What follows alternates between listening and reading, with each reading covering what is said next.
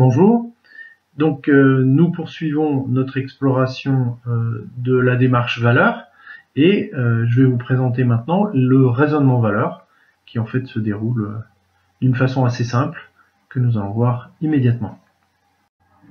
Alors, on peut systématiser l'utilisation de cette démarche dans un raisonnement qui est finalement très simple, qui est basé sur 3 étapes de raisonnement, 2 questions et un principe que je vais aborder rapidement.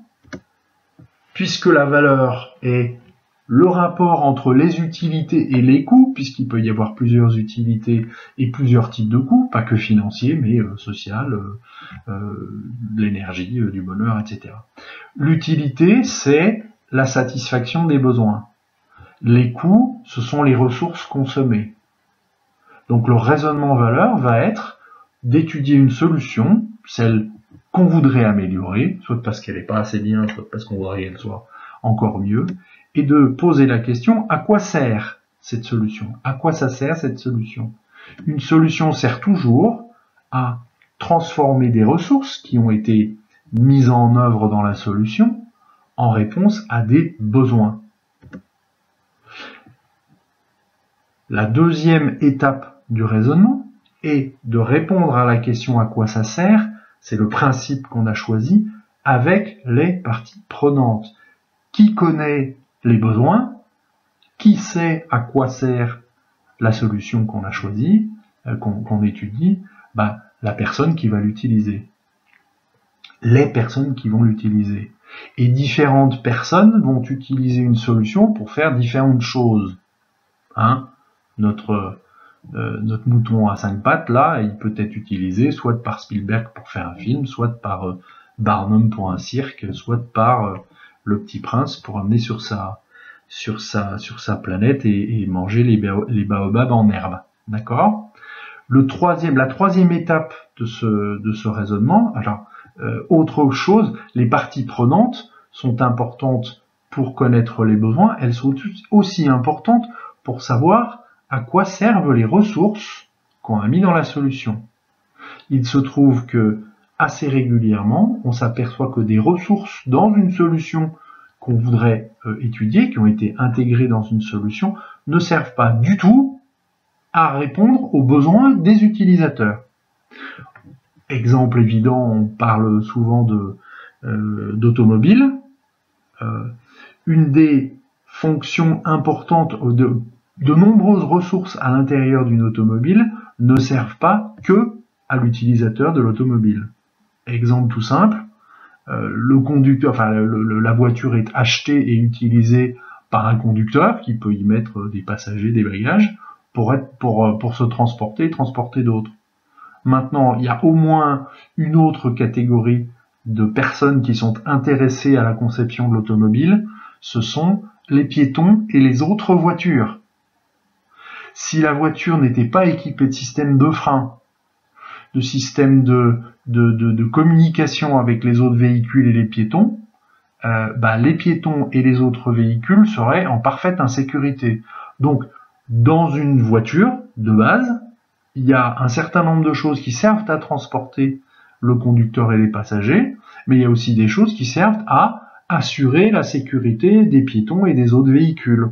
Donc on a des parties prenantes qui ne sont pas dans la voiture, qui n'ont d'ailleurs pas mis d'argent dans le véhicule, qui n'en font pas l'acquisition, et qui pourtant ont des besoins qui doivent être respectés.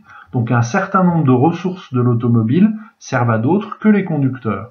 Ça paraît une évidence. Une fois qu'on a compris à quoi sert la solution, à quoi servent l'ensemble des ressources qu'on a mises dedans, eh bien on va pouvoir les challenger. Est-ce qu'on peut changer, modifier les besoins? C'est-à-dire, est-ce qu'on peut modifier l'expression, la compréhension des besoins, le regroupement des besoins de différentes catégories d'utilisateurs?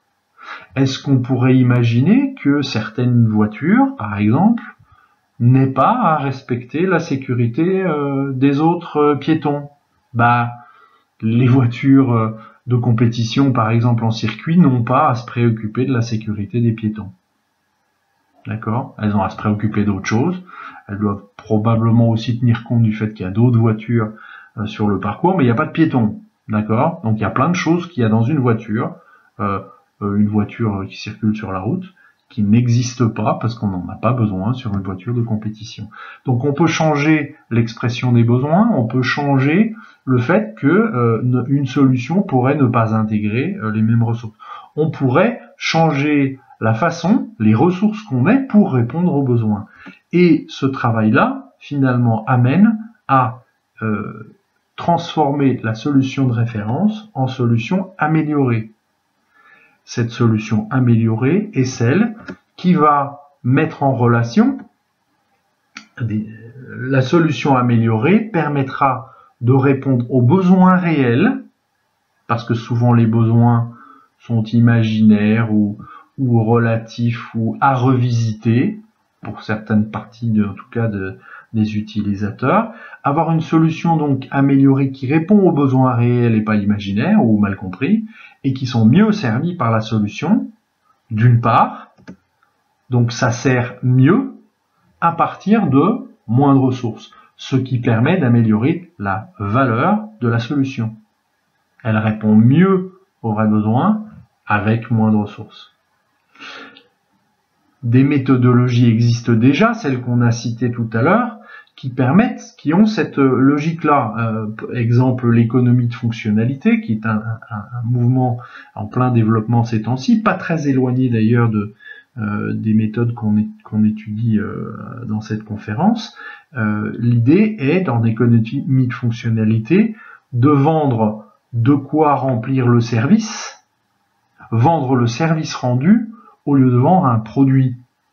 Eh bien, finalement, l'économie de fonctionnalité, ça n'est que, si je peux dire, la mise en œuvre de la question à quoi ça sert. J'ai un produit, à quoi sert-il à rendre un service? Est-ce qu'on peut rendre le service et non pas simplement vendre le produit? Exemple, on vous vend des voitures pour vous déplacer, vous rendre au bureau. Il se trouve qu'elles passent 95% voire plus de leur temps à l'arrêt sans transporter personne et en gênant la circulation des autres véhicules d'ailleurs, des piétons, etc., en prenant plein de place sur l'espace public. Donc elles servent à rien et elles gênent. Pourquoi ne rendrait-on pas le service de transporter les gens? Ça existe, ça s'appelle un taxi.